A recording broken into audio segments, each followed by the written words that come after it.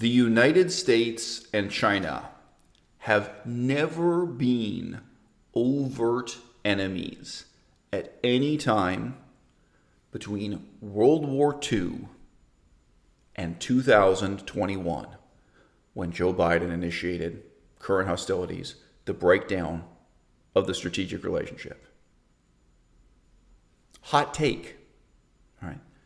Within that span of time, believe it or not, the Chinese army and the American army directly fired bullets at one another in what we now call the Korean War. I don't know why we can't call it the Korean Civil War, but the war that created the division between North Korea and South Korea. All right? They fired live ammunition at one another. Nevertheless, they were not enemies. The generation of political and military leaders in China, still very much alive at that time during the Korean War, they were veterans of World War II, what they call the Sino-Japanese War. And they carried with them the memory of the military assistance, financial assistance, and cooperation provided by the Americans to the Chinese communists. They have memories stretching from the east coast of China all the way to Yunnan, all right? And that sense of gratitude, connection, and collaboration, it ran deep. When did the overt military alliance between the United States and China begin? What am I referring to? What most people remember as the Nixon-Kissinger Pact. I guess that's what people call it, in as much as anyone ever talks about this. I have a real question for you. If we did a poll, how many Americans are even aware that President Nixon met Mao Zedong and formed a military alliance with him? Like that very basic fact. It's one of the most important things to know about the history of the 20th century that is still influential, it's still crucially important now in the 21st century. It began in 1971.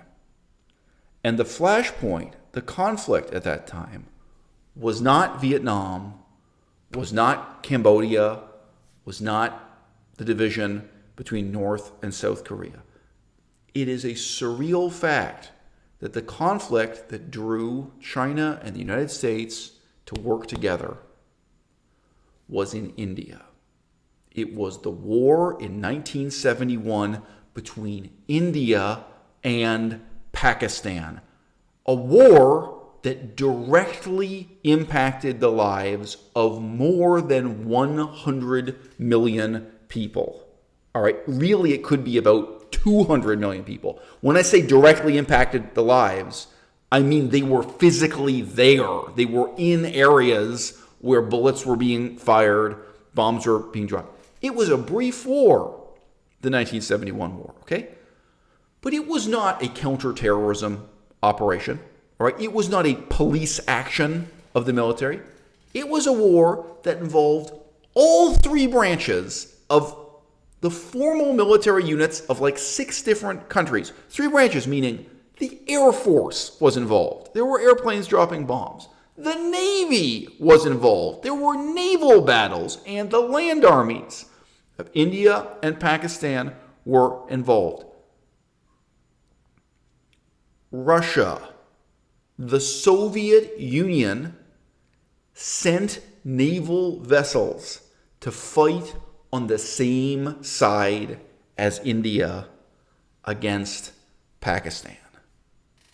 This was something of much greater symbolic value than it was strategic value. Now look, I'm 42 years old. I feel I have a balanced and mature view of Richard Nixon. I don't regard him as a vampire. I don't regard him as a psychopath. I don't regard him as insane. And I can actually tell you about some things Nixon did that were uniquely morally positive. Look into his record with First Nations people, Indigenous Americans. Good luck finding any other president in the history of the United States who even cared. Okay, and he cared. He really tried to get positively involved as their languages were going extinct and to question the whole history of what America had done to its indigenous peoples and what America ought to do next. Nixon cared. Nixon really tried to make a difference. However, Nixon was an alcoholic. He was not terribly intelligent. He was not very well educated, especially not about places like India and Pakistan. Nixon very fundamentally misjudged the situation. He believed profoundly that India was now in a pro-communist alliance with the Soviet Union, with Russia, that India was now going to carry the flag of communism, and specifically Russian-aligned communism, throughout the third world. That India was going to be this, today the population is 1 billion. At that time, I don't know. this nation of 800 million or whatever it was, backing and expanding the Soviet front throughout Africa, throughout Southeast Asia, that worldwide this was a massive domino that had just fallen in Russia's favor. And that was not true at all. Fundamentally, in 1971, India was committed to parliamentary democracy. And they still are in 2021. They were committed to parliamentary democracy, and they needed someone to sell them aircraft and tanks. And they got into the bed with the Russians to do that because the British weren't going to do it. They weren't going to be armed by the British. The Germans at that time weren't going to do it. Talking about West Germany, they're not going to do it. The French weren't going to do it. And the United States of America, at least under Nixon, wasn't going to do it. They needed the military hardware. And to a very limited extent, they got into bed with the Russians. Now, it's easy to misjudge that. Mao Zedong, now, I can't make the kind of balanced statement about Mao Zedong that I made about Nixon, right? At best, Mao Zedong was a very childish, very shallow man. I still don't feel I've come to a definitive answer. Like, I don't feel I've answered the question to my own satisfaction of how crazy Mao was. I've seen a lot of contradictory evidence. Even looking at the guy's handwriting, if you've seen handwritten statements in Chinese from Mao, there's sometimes when I see his handwriting and I think this guy was completely insane. He was a madman. But there have been other times when I saw his writing, he looks perfectly rational and control. And I think, well, you see how misleading these things can be. You look at one snippet of a man's life out of context. Okay.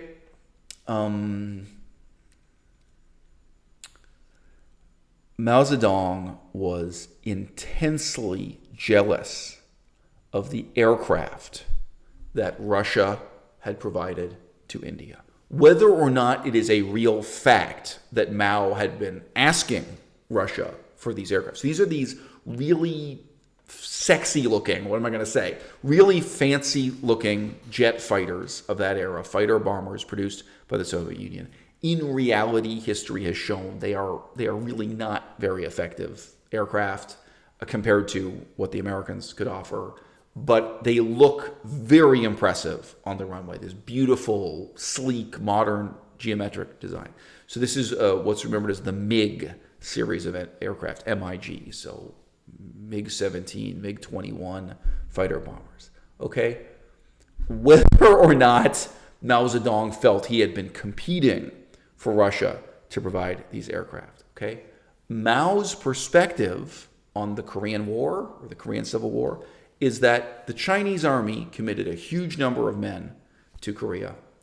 And they lost and they died because they didn't have the Russian Air Force backing them. Because Russia didn't commit the aircraft to make it happen for the communist side in Korea. Okay? Now he's partly correct. And by the way, it's not the case that there were 0 Russian aircraft involved in the Korean War. But that's not a completely insane perspective on the history of the Korean War.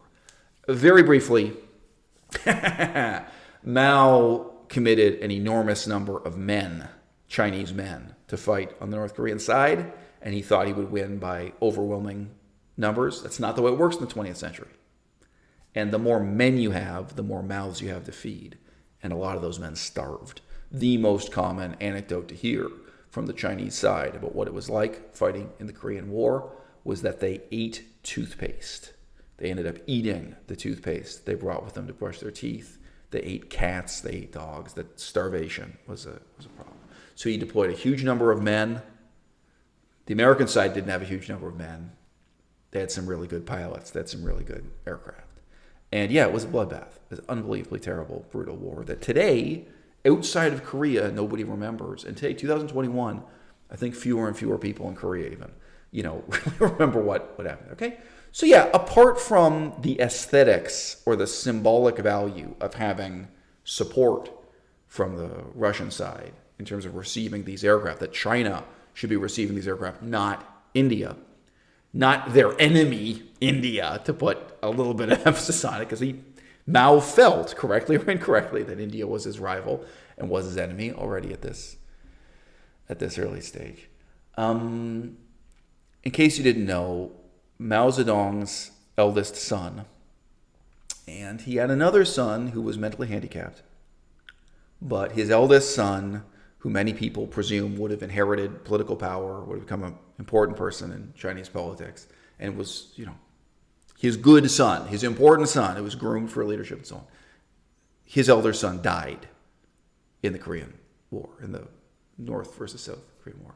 And it is plausible that he blamed the situation with military aircraft for his son's own death. Okay? Hot take. What would have happened in the Vietnam War if the Russians had committed aircraft? Okay? The whole history, when people get so used to this, they forget how weird it is.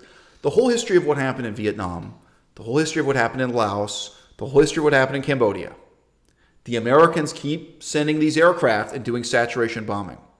They're not having dogfights.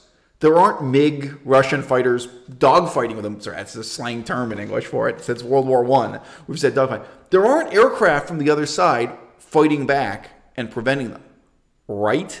The Americans have bombers and they have helicopters that just have unchallenged free reign over the skies of Laos, Cambodia, Vietnam. Why? Because the Russians didn't commit aircraft on the other side.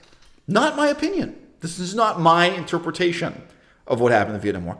However, this was a perspective, and I believe it was one of the most important aspects of Mao Zedong's perspective on what happened and what went wrong in the, what really was World War III in Vietnam. Because it wasn't just the Vietnam War.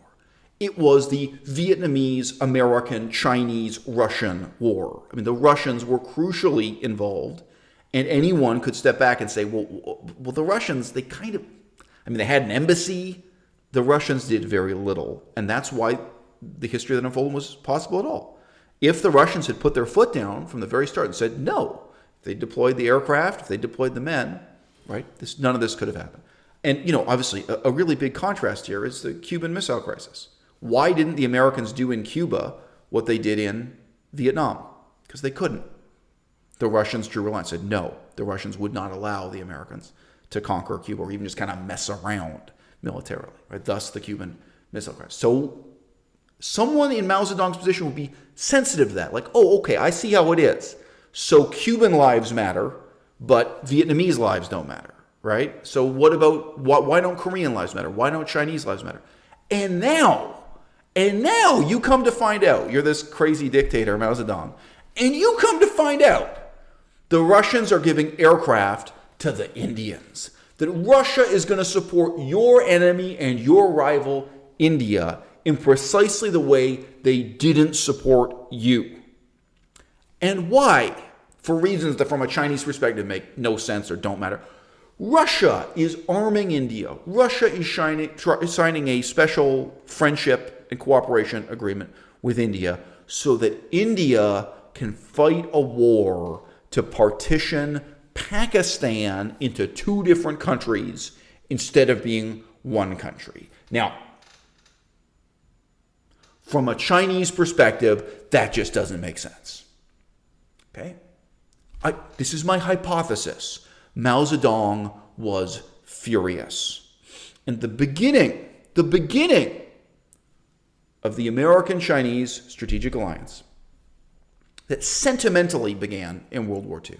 Sure, the memory of Americans and Chinese fighting together against the Japanese, and a kind of special friendship and connection that endured. It endured for Mao personally and for the whole elite of the Communist Party and the military there. That endured despite the Korean War experience, okay? In 1971, the Chinese and the Americans find themselves on the same side against India. And that was a fundamentally irrational, ridiculous alliance that continued from 1971 to 2021. Any 10-year-old kid, you explain politics to, you sit down with a 10-year-old and explain what the situation was on planet Earth back when Bill Clinton was president of the United States. You'd be like, well, yeah, there's this evil communist dictatorship called China, but America's on their side, and they're friends. Oh, and India, they're a democracy. They have freedom of speech. They have a parliament. They have elections. They have newspapers. They're allowed to criticize the government. Oh, yeah. India, they're good in Elizabeth. But they're our enemies. America is instead in an alliance with China and Pakistan. Why Pakistan? Because Pakistan's an enemy of India. Oh, yeah. And there's this other country, Russia. They used to be a communist dictatorship, but now they're not. I mean, when we're talking about the Bill Clinton era, that's all over. They're now a democracy too. Whether or not you had optimism back at that time about how democratic Russia would be.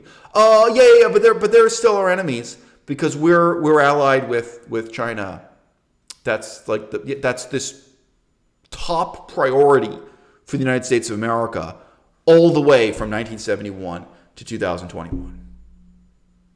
It was a fundamentally irrational, stupid decision made by one moron, one alcoholic, by Nixon, the same guy who bungled the Vietnam War so badly and bungled Cambodia and bungled Laos, did so many other terrible things at a cost of hundreds of thousands of lives. I don't want to estimate how many dead bodies really we can attribute to Nixon. That interesting topic for another video. How many deaths can we blame Nixon for? Maybe it's only tens of thousands. I should watch my words. But in any case, this guy made this one bad decision that has had so many long-term consequences. Now, if you were explaining the world to a 10-year-old when Bill Clinton was in power, the 10-year-old might say back to you, that's stupid. That doesn't make any sense. Why isn't America part of a pro-democracy alliance where they are fundamentally allied with Japan and India against China? Wouldn't that make more sense? And it was not until the year 2021 when Joe Biden asked that question, came up with a new answer. And now, the whole world is going to change. How bad is it going to get? What are the Chinese willing to do in terms of infiltration, information warfare, sabotage, espionage, including industrial espionage, industrial sabotage, unfair economic competition, in terms of what their Navy is going to do, what their Air Force is going to do? How about state-sponsored terrorism? What are the Chinese capable of? What are they willing to do if America is their overt enemy? The answer is we don't know. Because since World War II, despite the vicissitudes of foreign policy that have come and gone, since World War II, there has never been a period of time when China and the United States were overt enemies, when they were not, to some extent, on the same side.